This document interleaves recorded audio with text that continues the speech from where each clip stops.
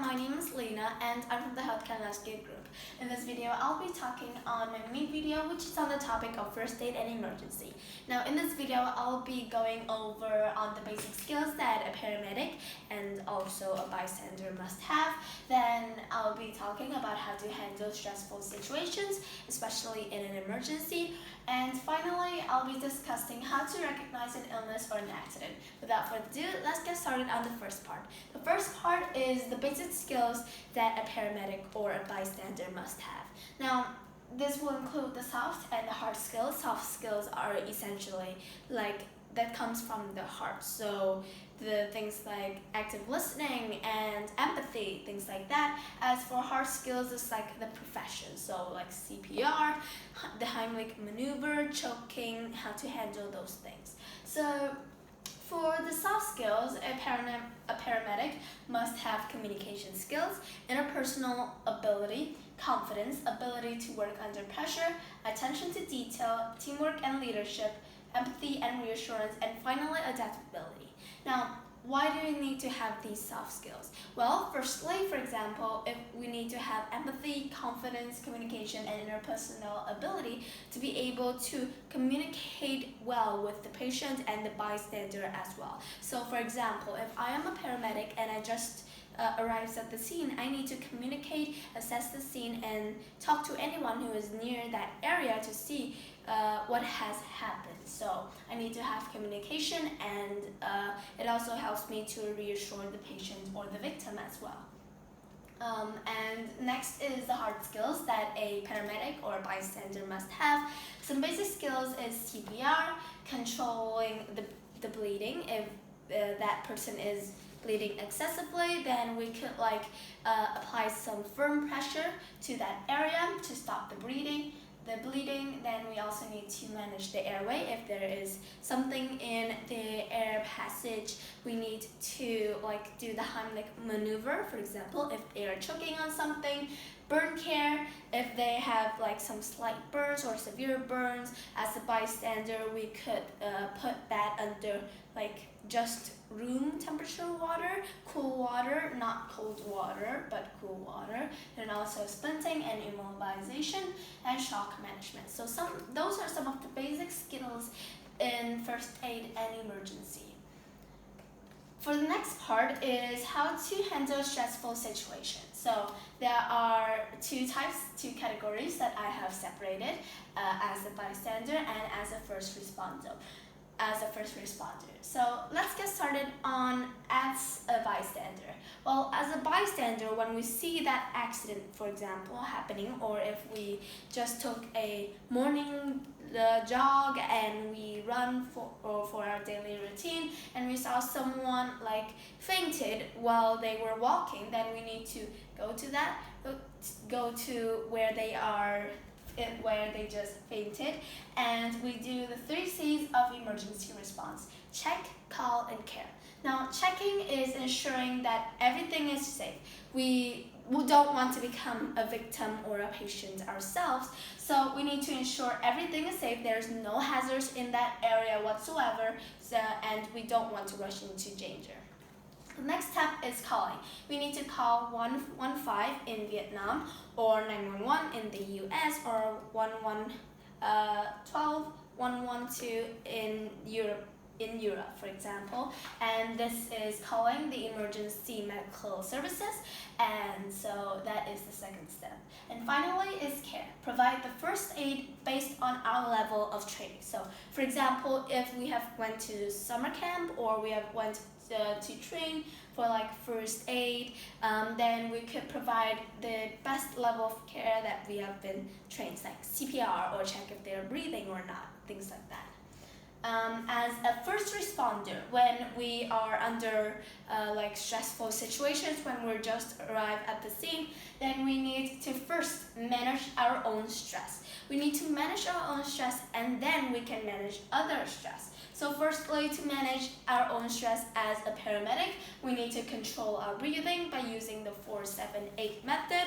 The 4-7-8 technique is basically inhale for 4 seconds, hold for 7 seconds, and then exhale for 8 seconds. This will help us to stabilize our sympathetic nervous system. So it is like reversing the fight or flight response.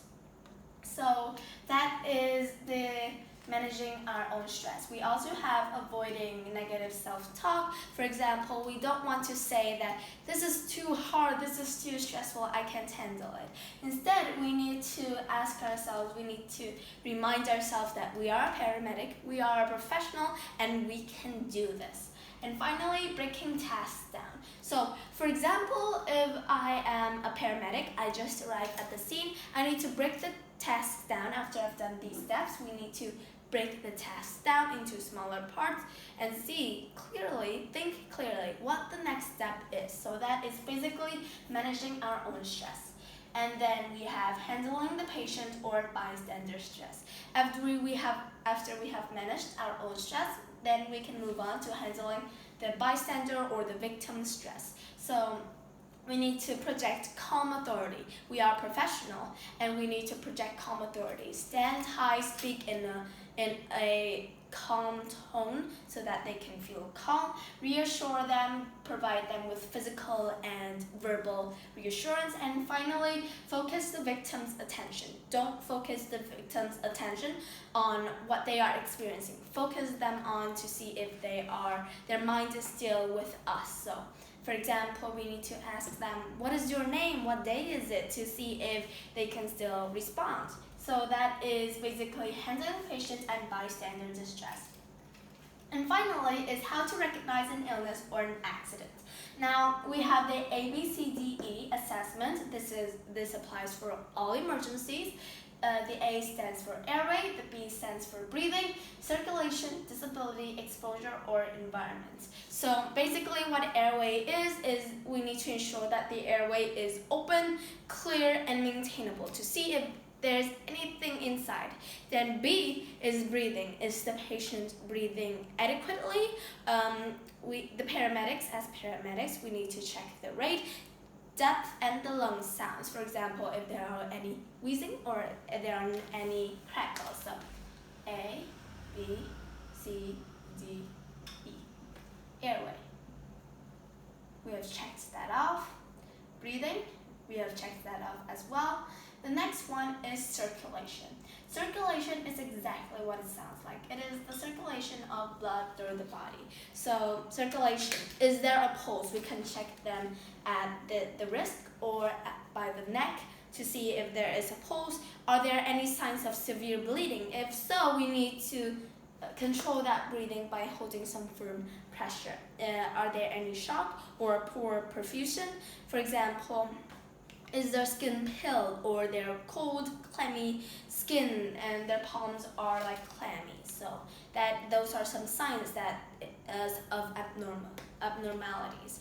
And then the D stands for disability, which means that assessment of neurological status. So we will need to see if they are still with us, if their mind is still with us. We, as paramedics, we can use the AVPU scale, like the alert, voice, pain, or unresponsive, or the Glasgow Coma Scale, or GCS, and check for pupil reactivity. And finally is exposure or environment. Exposure or environment basically means exposing the patient to check for hidden injuries, for example, hidden wounds under their skin, under their clothing to see if they have any bruises, any wounds, and then deformities, while preventing hypothermia. So those are some of the things that we need to look out for in the ABCDE assessment. This applies for all emergencies. Another thing we need to keep in mind is stroke. We can use the FAST framework because stroke happens very common in middle-aged adults to older adults as well.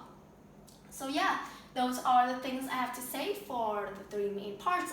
My D2 will be on the mechanism of injury, or MOI, versus the nature of illness, or NOI. Now, this will help support the recognizing illness or accident part. We will be able to differentiate as a paramedic between that patient is, or victim is, that illness or that injury is because of an accident or because of an illness. We can differentiate between that, and I will talk about that in my writing. To conclude this video, I have a quote. Take some time to learn first aid and CPR. It saves lives and it works. This is by Bobby Sherman. Thank you again for listening to my video. If you have any questions or any comments on my video, then make sure to comment down below. Thank you again for listening, and I hope to see you soon. Goodbye!